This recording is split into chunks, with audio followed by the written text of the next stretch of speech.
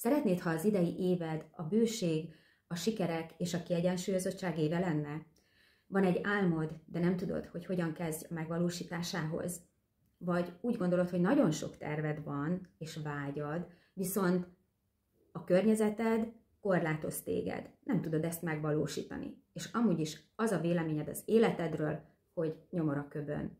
Ha szeretnél irányt változtatni, vagy sebességet váltani, ha szeretnél eszközöket kapni, ha szeretnél inspirálódni mások ötletei által, miközben a saját terveidet diszkréten is kezelheted, akkor hoztam neked egy ingyenes lehetőséget, amelyre jelentkezhetsz, és összeállíthatod a saját élettervedet.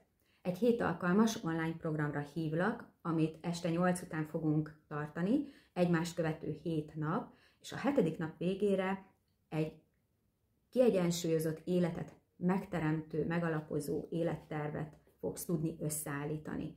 Mindehhez kapsz egy munkafüzetet is, amely lépésről lépésre vezet téged az önismereti, önmagad megismerése útján, megtapasztalhatod és feltárhatod, hogy melyek azok a belső értékek, amelyek téged igazán kiegyensúlyozottá, örömtelivé, boldoggá tehetnek. Egyébként a boldogságról is különböző elméletek terjednek az interneten is akár, de ha megtapasztaltad már, vagy egy kicsit belegondoltál, hogy valójában mi neked a boldogság, hát nem más, mint amikor olyan kiegyensúlyozott vagy, elégedett vagy az életeddel, amikor nincs benne feszültség. Nos, ezt próbáljuk megoldani, felfedezni, hogy mik azok a tevékenységek, amit úgy igazán szeretnél.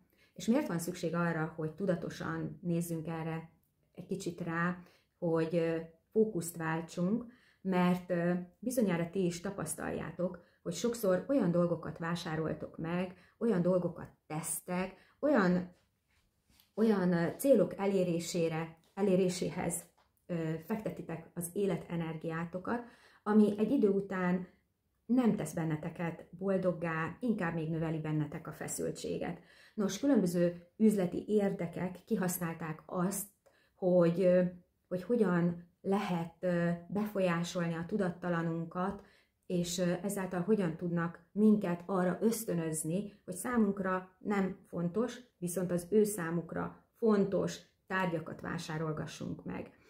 Például nézd azt, hogy mennyi időt töltesz a telefonod nézegetésével, és mennyi dolgot veszel meg, amire rájössz később, hogy ja, erre semmi szükségem nem volt.